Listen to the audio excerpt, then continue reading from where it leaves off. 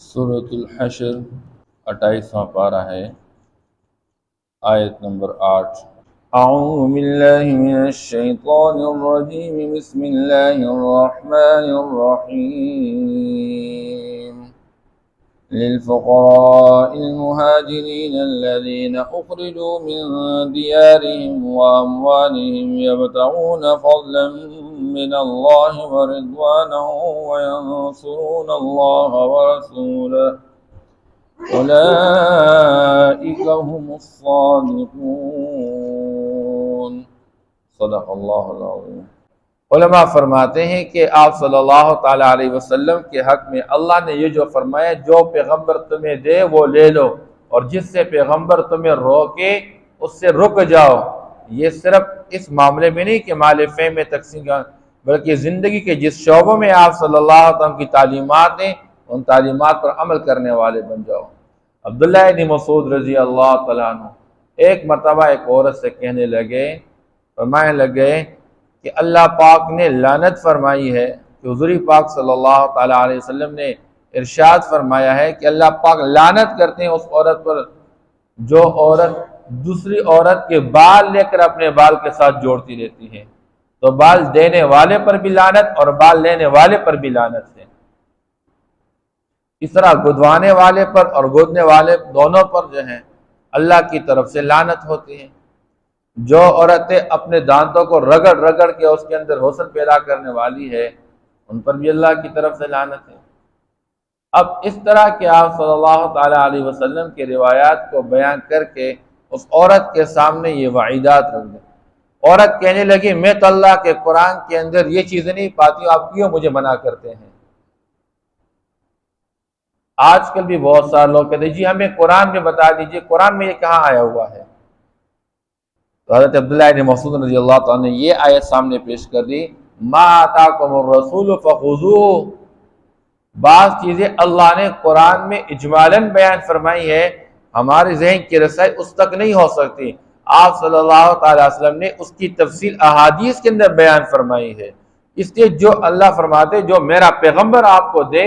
آپ اس کو لے لیں، اور جس چیز سے میرا پیغمبر آپ کو روکے اس سے آپ روک جائیں۔ یہ نہ کہنا کہ قرآن میں ظاہراً یہ چیز موجود نہیں تو ہم کریں گے۔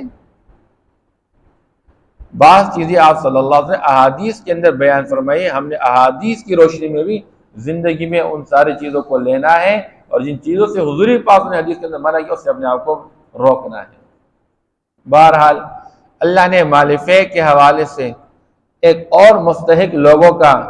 تعین کیا ہے، اور وہ فرماتے ہیں اللہ پاک للفقراء المہاجرین الذین اخرجوا من دیارہم۔ اس مال فے کے اندر غریب، فقیر، مسکین، یتیم کا بھی حصہ ہے، لیکن میں ان مہاجرین کا بھی حصہ ہے جو اپنے گھروں سے نکال دیے گئے اور اپنے مال سے نکال دیے گئے۔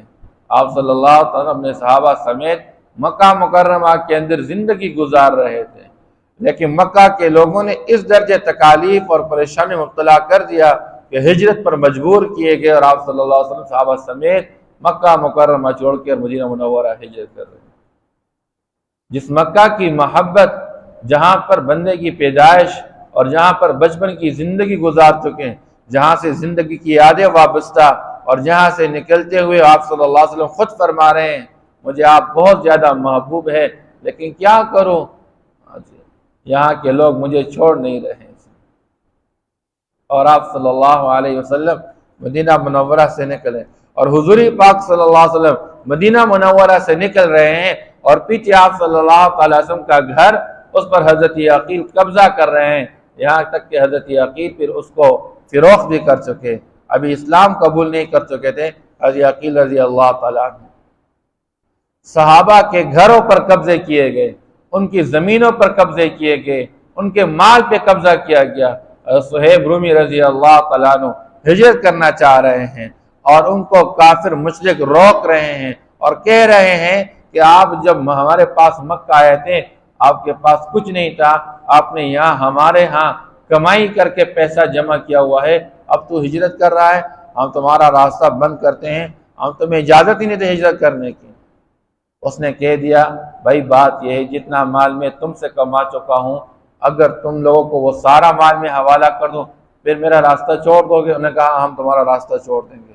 جا کے اپنے گھر کے دہلیز پہ نیچے زمین کے اندر گھڑے میں اپنا مال چھپا کے رکھا تھا، فرمایا یہ جگہ کھول دو، جتنا مال ہے سارا لے لو لیکن مجھے چھوڑ دو، صرف اللہ اس کے رسول کو راضی کرنے کے جذبے کے ساتھ، اللہ کی رضا کے لیے ہجرت کرنے۔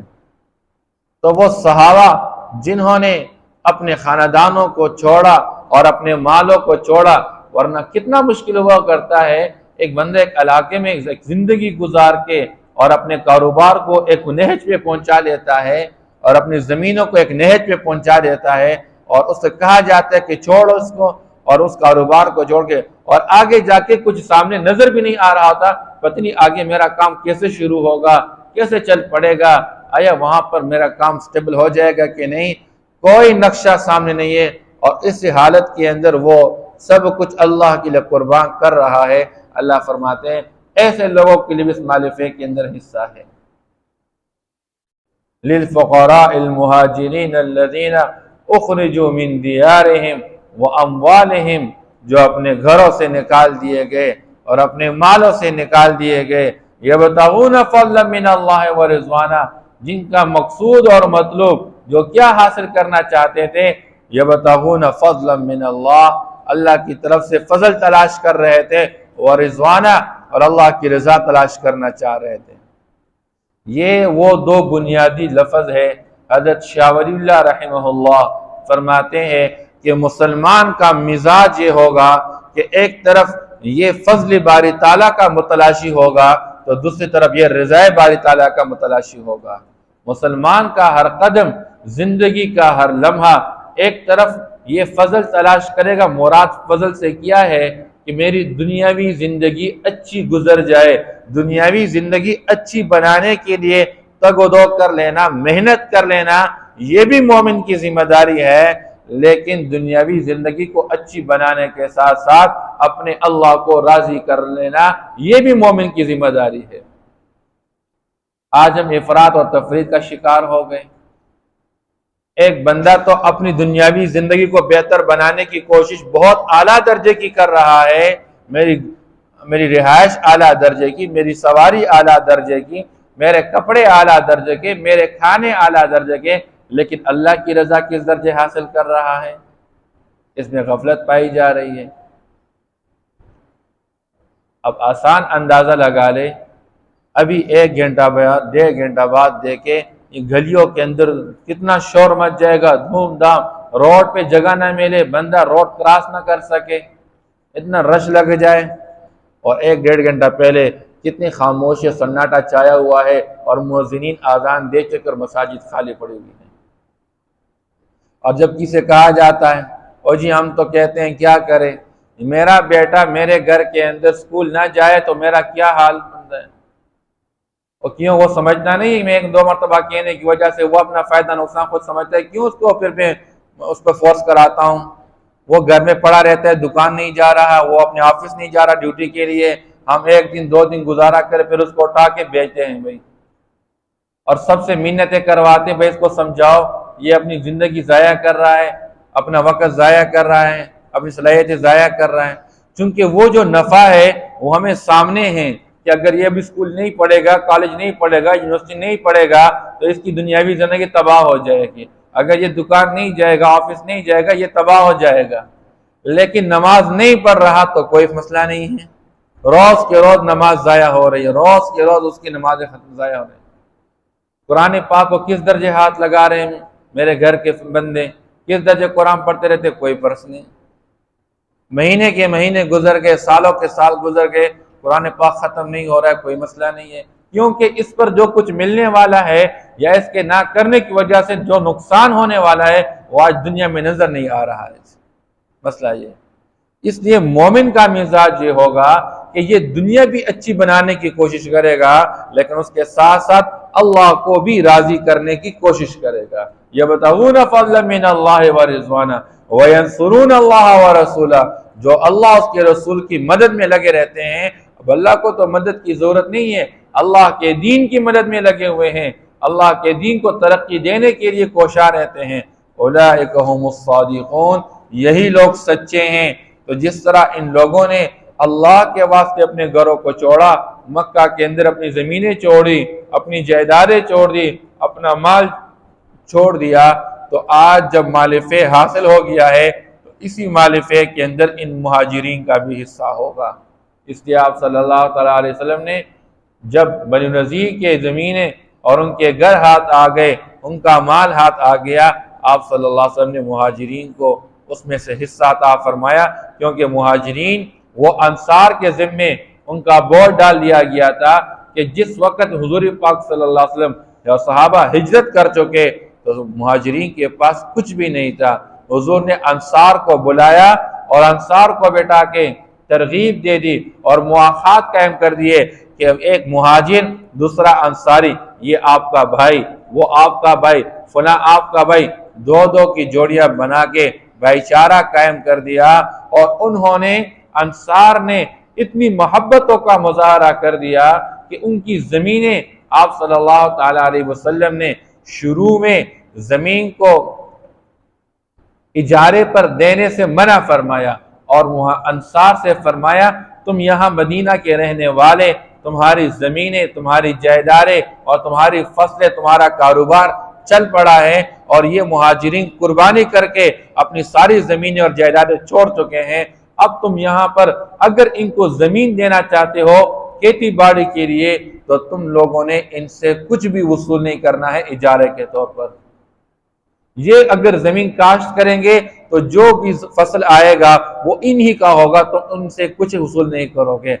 انصار نے اس درجے قربانی کر دی، زمینیں تو زمینیں تھیں، لیکن انصار نے مہاجرین کے حالات کو دیکھا تو انصار نے جس کے پاس دو دو بیویاں تھی انہوں نے ایک ایک بیوی کو طلاق دے کے اپنے مہاجر بھائی جو تھے اس کو اس بیوی کا نکاح کرا دیا، اس درجے قربانی کر لی۔ اس لیے اس بندے کا ایمان تب تک کامل نہیں ہو سکتا جب تک انصار کی محبت دل میں نہ بیٹھے۔ اس لیے حضور نے انصار کے اور انصار کی اولاد اور نسلوں کے لیے دعائیں فرمائی ہیں۔ اسے اللہ فرماتے ہیں والذین تبوؤا الدار والایمان، اور وہ لوگ جو جگہ بنا چکے گھر میں بھی اور ایمان میں بھی، من قبلہم، ان مہاجرین سے پہلے یعنی جو مدینہ کے اندر ان مہاجرین کے آنے سے پہلے اپنے لیے گھر بنا چکے، رہائش اختیار کر چکے اور ایمان بھی لا چکے، یحبون من ہاجر الیہم، اور وہ محبت رکھتے ہیں ان لوگوں کے ساتھ جو ان کی طرف مکہ سے ہجرت کر کے آ جاتے ہیں، انصار مراد ہے، ولا یجدون فی صدورہم حاجۃ مما اوتوا، اور اگر اللہ کا رسول ان مہاجرین کو ان کی ہجرت کی قربانی کی وجہ سے کچھ عطا فرماتے ہیں تو یہ انصار اپنے دلوں کے اندر اس کے بارے میں کچھ بھی محسوس نہیں کرتے ہیں، کوئی حاجت نہیں پاتے ہیں۔ یہ نہیں کہتے کہ اللہ کے رسول نے ان مہاجرین کو تو کچھ عطا کیا اور ہمیں محروم رکھا یا ان کو زیادہ دیا، ہمیں توڑا دیا، کچھ بھی اپنی زبان سے اس طرح کی بات نہیں نکالتے ہیں۔ وَيُؤْثِرُونَ عَلَىٰ أَنفُسِهِمْ، اور اپنے اوپر ان لوگوں کو ترجیح دیتے ہیں، حالانکہ وَلَوْ كَانَ بِهِمْ خَصَاصَةٌ، اگرچہ خود حاجت بھی ہو، اپنی حاجت کے باوجود بھی مہاجرین کو عطا کرتے رہتے، دیتے رہتے ہیں، اور خود قربانی کی زندگی گزارتے ہیں، خود تنگی برداشت کرتے ہیں اور دوسروں کو فراخی عطا کرتے ہیں۔ یہ وہ مزاج تھا مسلمان کا، اور آج کا مسلمان وہ سب کچھ الٹا کر چکا، دوسروں کو راحت دینے کی بجائے اپنی راحت کو مقدم کر چکا، دوسروں کو راحت دینے کے لیے اپنا کچھ قربان کرنے کے لیے جو تیار رہتا تھا اب دوسروں کو محروم کرنے کے لیے 24 گھنٹے تیار رہتا ہے،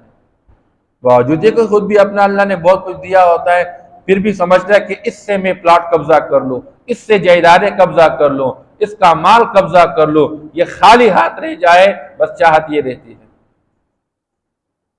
اللہ فرماتے ہیں وَمَن يُوقَ شُحَّ نَفْسِهِ، اور جو لوگ اپنے نفس کے بخل سے بچا دیے گئے فَأُولَٰئِكَ هُمُ الْمُفْلِحُونَ، یہی کامیاب لوگ ہیں۔ آپ صلی اللہ علیہ وسلم نے ایک موقع پر بیان فرمایا کہ ایمان اور بخل یہ دونوں ایک دل میں جمع نہیں ہو سکتے، جس دل میں ایمان ہوگا اس میں بخل نہیں آ سکتا، اور جس دل میں بخل ہو وہاں ایمان نہیں آ سکتا۔ مومن ہوگا تو وہ سخی ہوگا، وہ قربان کرنے والا ہوگا، وہ دوسروں کو ترجیح دینے والا ہوگا۔ اس لیے اللہ فرماتے ہیں جو بخل سے محفوظ رکھے گئے تو یہی لوگ کامیاب لوگ ہیں۔ للفقراء المہاجرین الذین اخرجوا من دیارہم واموالہم، اور اس مال فے میں حصہ ہوگا ان فقراء مہاجرین کے لیے جو ہجرت کر چکے ہیں، الذین اخرجوا من دیارہم، جو نکالے گئے اپنے گھروں سے اور اپنے مالوں سے، یبتغون فضلا من اللہ ورضوانا، تلاش کرنے والے ہیں اللہ کی طرف سے فضل کو اور اللہ کی رضا کو، وینصرون اللہ ورسولہ، اور اللہ اس کی رسول کی مدد کرتے ہیں، اولئک هم الصادقون، یہی لوگ سچے ہیں۔ والذین تبوؤوا الدار والایمان من قبلہم، اور وہ لوگ جو جگہ بنا چکے گھر میں اور ایمان میں ان سے پہلے، یحبون من ہاجر الیہم، محبت رکھتے ہیں ان لوگوں سے جو ہجرت کر لیتے ہیں ان کی طرف، ولا یجدون فی صدورہم حاجتا مما اوتوا، اور نہیں پاتے اپنے دلوں کے اندر کسی قسم کی حاجت اس چیز کی وجہ سے جو ان کو دی گئی، یعنی مہاجرین کو، وَيُؤْثِرُونَ عَلَىٰ أَنفُسِهِمْ وَلَوْ كَانَ بِهِمْ خَصَاصَةٌ،